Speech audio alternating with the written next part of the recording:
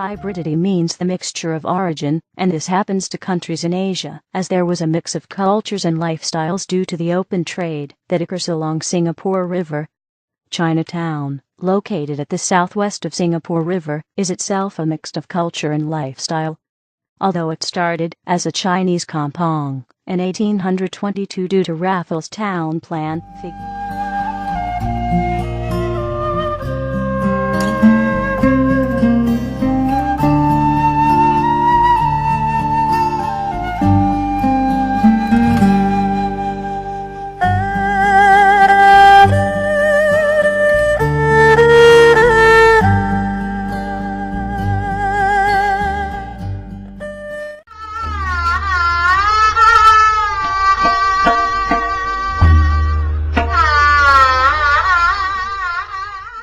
Contrary to its name, Chinatown was not exclusively Chinese, as there were small communities of Indians trading in meats and spices around the junction of South Bridge Road and Upper Cross Street.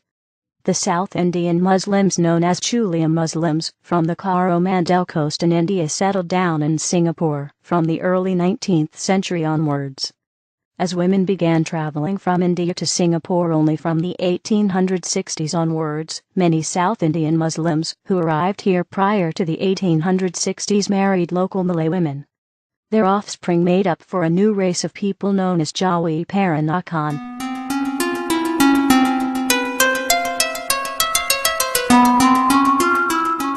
To serve to the religious needs of the South Indian Muslims, Malays, and the Jawi Peranakan, the Jamae Mosque or Chulia Mosque was built on this street between 1830 and 1835.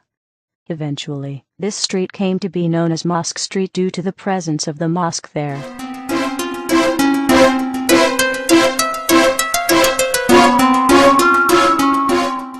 And plaster building was completed between 1830 and 1835. In 1996, the mosque underwent repair and repainting works. The mosque was gazetted as a national monument on the 19th of November, 1974. On the 24th of November, 1981, the land lease was renewed for 999 years. Jamae Mosque stands on a land area of 4,809 square meters. While the gate and compound follow the urban planning grid, the buildings within the compound are oriented to face Mecca. The exterior of the building does not have the street facades and walkways characteristic of buildings of later years. Similar to the Nagorno Shrine, but simpler in design, the building architecture exhibits the influences of both East and West. The distinctive front gate is of South Indian design, framed by a pair of step minarets topped with onion-shaped domes. The minaret derives from Arab word manara, which means tower. It is an elevated point, where the call to prayers is uttered.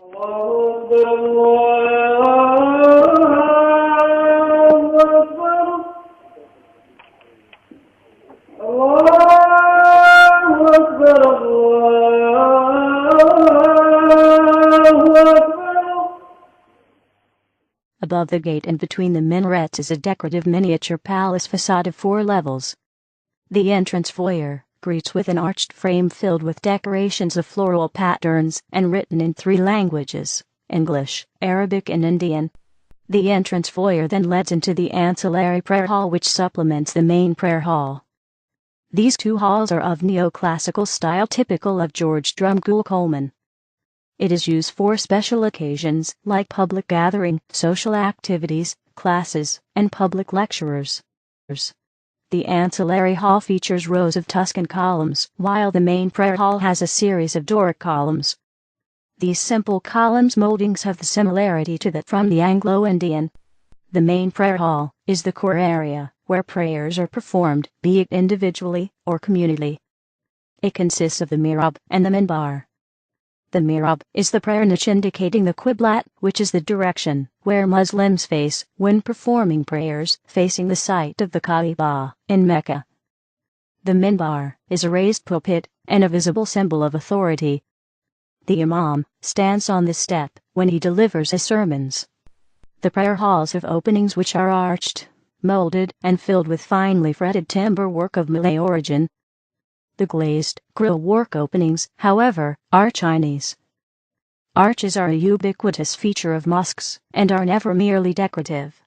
They provide structural support for areas of shelter during prayer, in a continuous repeated motif that is characteristic of Islamic art.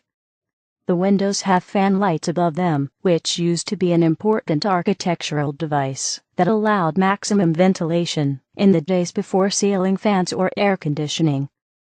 Below the windows, there are Chinese green glazed tiles with openings filled with Malay-style flower motifs that provide good ventilation.